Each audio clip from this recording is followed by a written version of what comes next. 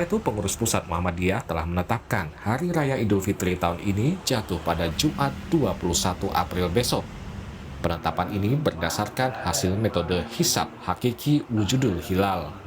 Ketua Umum PP Muhammadiyah Haidar Nasir mengingatkan warga Muhammadiyah untuk tidak berlebihan dalam merayakan Lebaran karena masih ada umat Islam lainnya yang masih menjalani ibadah puasa.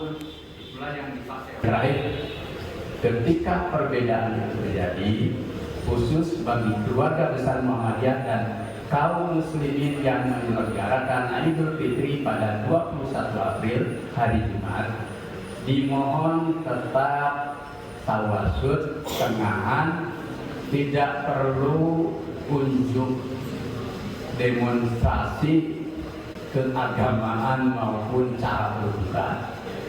Jadi tetap bersahaja, biasa dan normal.